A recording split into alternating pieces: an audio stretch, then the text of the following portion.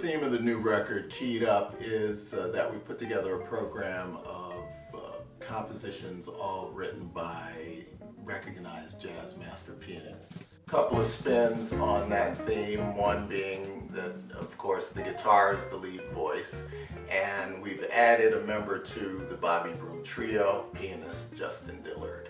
I haven't recorded with piano in decades. It's an expansion and a welcome one. Justin Dillard is a dynamic voice, and it's a big role to come into an existing group and fit, which he does surprisingly seamlessly.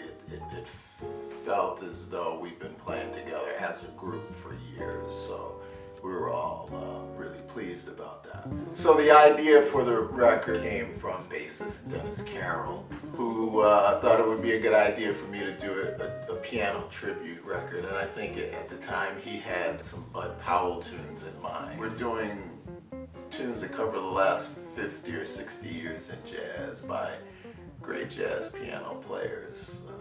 Bud Powell, Horace Silver, Herbie Hancock, Chick Corea,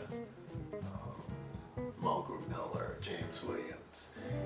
There's a piano significance that's interwoven in this record and in my musical story. Looking back to my first mentor, who was a pianist, composer, playwright, named Weldon Irvine, he wrote music, among other things, that was played by Freddie Hubbard, Horace Silver, and Nina Simone. And he taught me a lot, not the least of which was how to sit in, which in jazz speak is basically going to a professional engagement with jazz musicians and asking to play. So he took me to a place on the Upper East Side of New York, and on the chalkboard was Al Haig, the Al Haig Trio. Mr. Haig was Charlie Parker's pianist.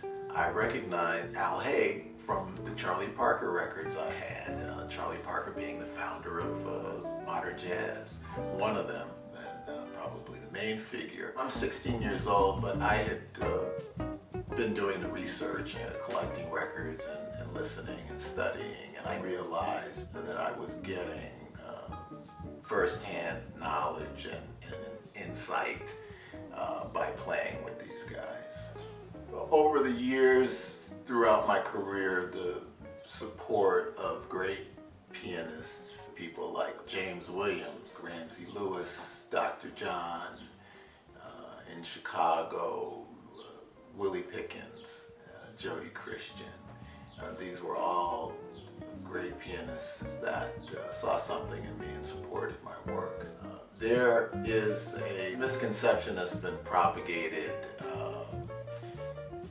really to impressionable young aspiring jazz minds, that there's some inherent difficulty in the coexistence of these two instruments. It's not an easy thing to play guitar and piano together, but it requires listening and sensitivity, and there are plenty of examples of stellar combinations of guitarists and pianists all throughout recorded history of jazz music. I hope that this record represents another example of the simpatico that can occur between the two instruments, the guitar and the piano.